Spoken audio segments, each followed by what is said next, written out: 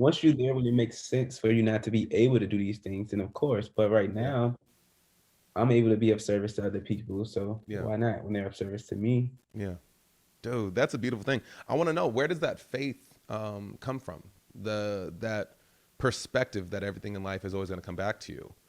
Like I mean, we mentioned church, and for me, it's faith, it's church, it's therapy, it's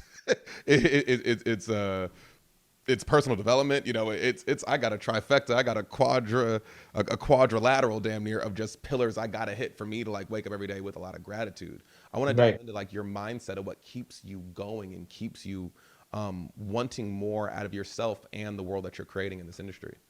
I think like like church and spirituality Yeah. is a big part of that.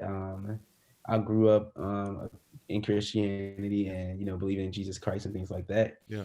and that's still very much of who I am today. I tell people all the time, like I talk to God the most, and like that is who I talk to the most. And Come then I on. think like when I moved here, also, I really got into like self help books and like learning about like the laws of attraction and things like that.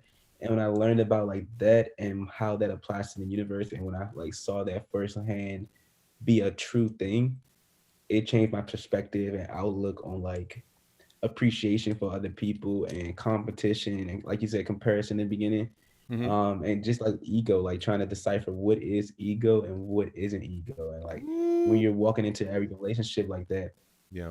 it allows you to step back and say, I'm mad or I'm feeling a way about this because my ego is telling me this, Yeah. and it allows you to think through situations before Mm-hmm. you make a fool out of yourself or before you get all razzled up and razzle dazzled. Yeah. And I think that that has allowed me to really remain humble and to be of service. It's just like that. That's all I can say. Like I read a lot of self help books. I'm reading one now. This guy right here. It's crazy with it. You Tishnan Han. are here. Yeah, this is cool. I haven't started reading this, so I'm reading Love it. Happiness is every step, or Peace is every step. It's something like that. I'm sorry, but it's Yeah. the first one. This is like the second part of that first book, and I really got these from Janae Aiko. Like I was watching an interview of hers, and she Yeah. was recommending it. And these Yeah. books is all about like staying present in the moment Mm-hmm. and realizing that where you are now is exactly where you're supposed to be. So that's been like super helpful for this year. And one of the things in the book that you mentioned is he talks about like waking up every morning with a smile on your face. No matter what, you just wake up smiling because smiles are like contagious and they like really can set your day apart. So Goodness, like I things mean, a like that. truism. But again, like I mean, like that's why I was just talk about even personal development. Like I love that. Like I just finally finished like The Alchemist the other day. I'm in Celestine Prophecy right now. I'm about to go to the Big Leap next. The Like I Alchemist is literally like one of the most life changing books ever. ever. It was like I finished it literally just the other day, and the funny thing is it's one of those books that it took me, and it's a super short read, but it took me like over a year to like finally when I committed to do it. But then Mhm. I liked it because anytime I tell someone like, "Oh man, it's taking me forever," they're like, "Don't worry, you're always gonna pick it up at the right time." And it's like I would just go and because I read, I don't know, 10, 20 pages at a time. And Mhm. each time I did sit down in this year to read it, it was always at a very different season that like the lesson was like, whoo, and you almost have to put it down, and I'm writing about it. I'm in my journal writing about it for like the next 10, 20 days. Then I go back, I read more of it, and it keeps feeding. I'm probably going to pick up The Alchemist again in a few years and probably get. That's I about to say. That's what me and my roommate we talk about all the time. Like, yeah, we I need to read that again. It's Yep. crazy because I got it. A friend of mine was trying to recommend that book for me for years, and then I Yeah. finally got it, and then it took me like months to read it. Mm-hmm. And then when I opened it, I literally read it in 2 days. Like I did not want to stop. I read Damn, it in I 2 days. love it. Yeah. That's how great. I honestly, I think The Alchemist was a big reason why I have the home series, or why the word home means so much. Subconsciously, like thinking about it Yeah. now, I feel like after I read that book, that's what like really taught me about like what home was, and I feel like in a way like that's how my journey is. Like I always tell people Yeah. like I'm doing all these things so I can go back home, and not to spoil the book for anyone or anything, but like Yeah. in the end when his big realization and things like Yes. that, it makes it like Yes. Yes. Well, and it.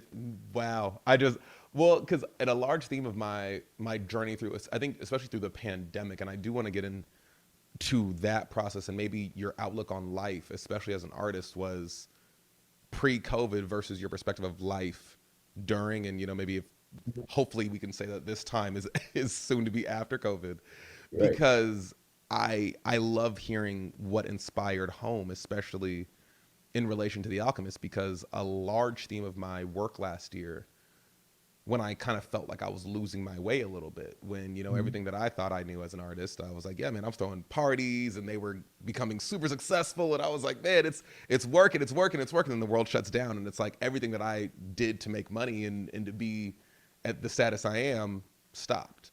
It Right. just ceased to exist. And I remember I was reading a little bit through The Alchemist, and then I actually found an old, some old writings of mine from like when I was a teenager, and I became obsessed with this ideation of like returning to form and returning to what life might have been before the programming, before the conditioning, before life got really Mhm. hard, before those negative perceptions of life were formed by just random experiences, right? And so what I was doing last year was just reconnecting with like, how would 8-year-old Malcolm feel about this? How would 10-year-old Malcolm like respond to this? And this is before life was hard. Life shit on you a little too much, right? Right. So it's a full circle moment to just home and realizing it's this energy that you can create from complete and utter faith in source and faith in God. I would say I think that like I kind of had that similar experience during COVID because like I wasn't able to do everything that you thought was going to be your year in 2020 just got kind of pulled the curtains from under you Man, and things like that. And I think one thing that took me back to that childlike state was guitar. So I started like picking up guitar in March, love it. and literally it's one of those things where like I was just super hard on myself because I felt like like wow I can't progress in this thing, Hmm. and I literally kind of had to like go back to that childlike state and just give myself time to be a child and give myself time to grow. Because when you're a child and you like learning saxophone, it's literally nothing to it. Yeah, You just nothing like, at all. all right, I gotta learn saxophone. All right, cool. It's just like a new journey. But when you get an adult, you start to put all this weight and things, different on time on things because you're like time running out. I'm running against the clock of life. Yep. And I think guitar was really something that kind of like took that down, made me go back to my childlike state about what what it is that I wanna do and how can I do it. And it was just Yeah. fun to see. Yeah. Dude, like I love to hear that. I think that's one of those positive takeaways that we can take from like a very negative time, subjectively as COVID. Some people had terrible years, and some people just found ways to look at 2020 and find Right. gratitude in what they learned and what they took away from it. That's real, man. 20, it really, I think 2020 like really helped me just even I think it helped me fall in love with myself more in like not a shallow way, Yeah. but in a more of a way where like I know what it is that I do, I know what it is that I bring to the table, Hmm. and I can be now I'm more concrete in that Yeah. because I know that I'm only competing with myself. You know what I'm saying? Like I'm only I'm only here to find the purpose for Reggie, and Yes. nobody can get in the way of that but me. And I think when you True. try to think about things like that, it allows you really to like appreciate others so much more and really like connect with other people in your field that other people might deem as your competition and deem as like you guys are pit against each other. But Yeah. I think I've been able to like cultivate so many relationships with like different artists now and really appreciate that bond and that friendship Yeah. because I don't see myself in competition with them and I don't think they see themselves in competition with me, although we have similar paths. New episodes of the On The Brink podcast every single week right here on YouTube. Make sure to like and subscribe and hit the bell for notifications. We'll see you on the next video.